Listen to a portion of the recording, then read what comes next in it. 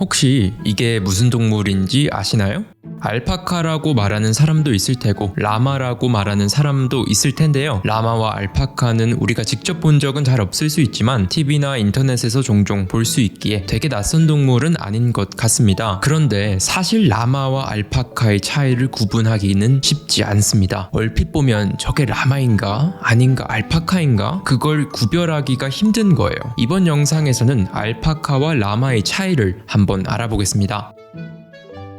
지난 6,000년 동안 알파카와 라마는 특정한 목적으로 사육됐습니다. 대표적으로 알파카는 양과 비슷하게 털을 얻기 위해 사육했습니다. 반면 라마는 인간이 하는 일을 돕는데 많이 함께했죠. 이것은 이 두 동물의 서식지 차이가 낳은 결과일 수 있는데요. 알파카와 라마는 둘 다 페루를 주 서식지로 두고 있습니다. 라마는 페루 전 지역에서 어렵지 않게 볼 수 있는 동물인데요. 페루 전 지역에 고루 퍼져 있기 때문입니다. 라마는 본인의 체중 만큼 무거운 짐을 잇고 대략 8시간 동안 이동할 수 있다고 하는데요. 이에 더해 수레를 끌거나 경비동물의 역할을 하는 등 라마는 사육동물에 포함됩니다. 게다가 라마의 배설물은 냄새가 나지 않는다고 합니다. 인간과 같이 생활하기 좋은 동물이죠. 라마에 비해 알파카의 경우는 조금 다른데요. 먼저 알파카는 해발고도 3,000에서 5,000m의 고산지대에서 살기 때문입니다. 이런 고산지대의 특성 중 하나는 일교차가 몹시 크고 추울 때는 영하 20도까지 떨어진다는 점인데요. 잉카 제국같이 고산지대에 거주했던 이들을 생각해보면 알파카의 털은 추위를 이기는 매우 소중한 자원이 될 수 있었던 것이죠. 실제로 잉카 시대에는 알파카 털로 왕실의 의복을 만들었는데 지정된 장인만이 알파카 털을 직조할 수 있었습니다. 잉카인들은 알파카 털을 신들의 선물이라고 부르기도 했죠.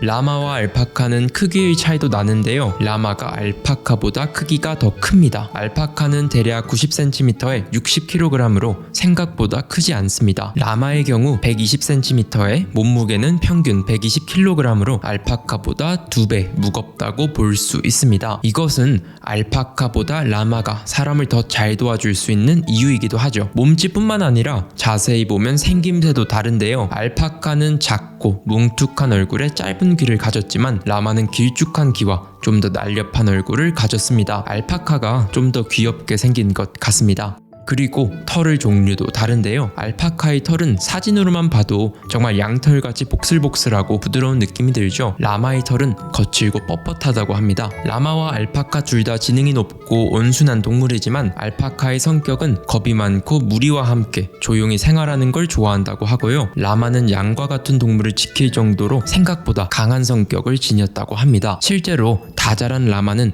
코요테나 들개를 죽일 만큼 강하다고 하네요. 라마는 기분 나쁠 때 침을 뱉는 동물로 유명하죠. 라마의 성격 탓이 아닐까 생각합니다. 알파카도 라마처럼 침을 뱉을 수 있지만 확인하기가 거의 드물다고 하네요. 아마 그 전에 자리를 피하는 모양입니다. 알파카와 라마는 안데스 산맥이 있는 페루, 칠레 지역에서만 서식한 것으로 유명한데요. 이들은 옛날부터 고산 지역의 건조하고 거친 환경에 잘 적응한 동물입니다. 특히 안데스 산맥과 같이 높은 고도에서 생존하기에 적합한 신체 구조와 기능을 갖추고 있죠. 가령 페루와 주변 지역 그리고 안데스 산맥 지역에는 이들이 먹을 수 있는 가장 적합한 식물이 자라고 있고 라마, 알파카의 생존과 번식에 적합한 환경을 제공한다고도 볼 수 있죠. 다른 지역의 환경과 기후는 라마와 알파카의 생존을 어렵게 만들 수 있습니다. 그리고 이러한 요인이 라마와 알파카의 서식 분포를 제한하는 요인이 아니었을까 싶네요. 이번 영상 재밌게 보셨다면 구독 버튼 눌러주시면 감사하겠습니다. 좋은 하루 보내세요.